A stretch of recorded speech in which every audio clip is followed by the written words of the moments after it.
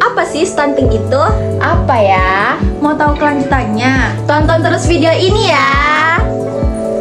Apakah kalian familiar dengan kata stunting? Kata ini beberapa kali muncul di media.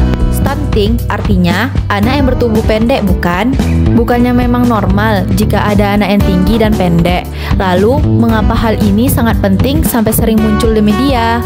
Pertanyaan-pertanyaan ini akan segera kami jawab melalui video ini.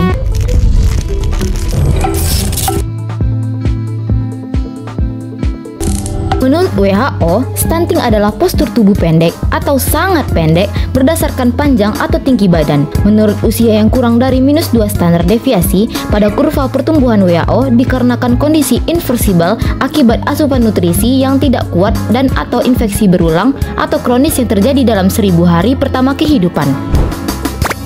Sebagai contoh, jika anak perempuan berusia 6 tahun memiliki tinggi sekitar 115 hingga 120 cm, maka dia dapat dikatakan normal untuk usianya.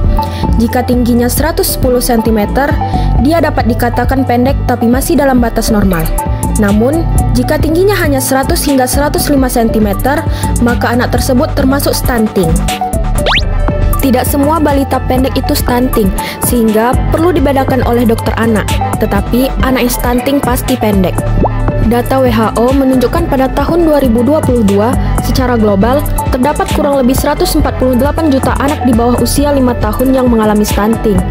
Sedangkan di Indonesia, menurut survei status gizi Indonesia tahun 2022, sebanyak 21,6% anak di Indonesia mengalami stunting. Faktor yang berkontribusi terhadap stunting adalah status gizi ibu yang buruk, praktek menyusui dan pemberian makan bayi atau balita yang kurang baik, serta infeksi baik yang bergejala atau infeksi subklinis yang berlangsung lama tapi tak bergejala akibat lingkungan yang tidak higienis. 1000 hari pertama kehidupan dihitung dari hari pertama kehamilan sampai usia 2 tahun. Fase ini adalah fase paling penting untuk perkembangan tubuh, otak, metabolisme, dan sistem kekebalan tubuh. Ini juga merupakan periode ketika fondasi kesehatan jangka panjang mereka ditetapkan. Kemampuan seorang anak untuk bertumbuh, belajar, dan berkembang secara signifikan dipengaruhi oleh seberapa baik gizi dan kesehatan anak selama periode ini. Ini karena perkembangan otak sangat signifikan selama periode ini. Otak anak-anak dapat menciptakan 1000 sambungan saraf baru setiap detik. Selama fase ini, koneksi yang dibentuk oleh otak anak usia 3 tahun memberikan landasan bagi masa depan mereka, karena otak mereka 2 kali lebih sibuk dari otak orang dewasa. Stunting yang diakibatkan oleh infeksi dan atau kurangnya nutrisi menyebabkan perkembangan otak yang tidak maksimal, sehingga membuat kemampuan kognitif belajar maupun ingatan anak menjadi tidak maksimal.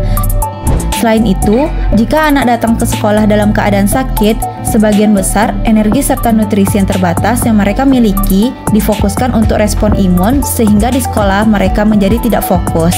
Semua ini menyebabkan anak stunting memiliki nilai dan performa di sekolah yang lebih rendah. Kemampuan kognitif serta belajar yang tidak berkembang maksimal saat kecil akibat stunting juga terbawa hingga dewasa, sehingga membuat anak stunting berakhir memiliki penghasilan yang lebih rendah. Anak stunting kemungkinan besar tumbuh menjadi orang dewasa yang stunting atau memiliki tinggi badan di bawah 145 cm. Pada wanita, hal ini dapat menyebabkan komplikasi saat melahirkan dan bayi yang dilahirkan meninggal karena kekurangan oksigen. Selain itu, karena kurang berkembangnya sistem imun, anak stunting menjadi lebih gampang sakit. Anak stunting juga lebih berisiko mengalami penyakit kronis terkait nutrisi saat dewasa seperti diabetes, hipertensi, dan obesitas.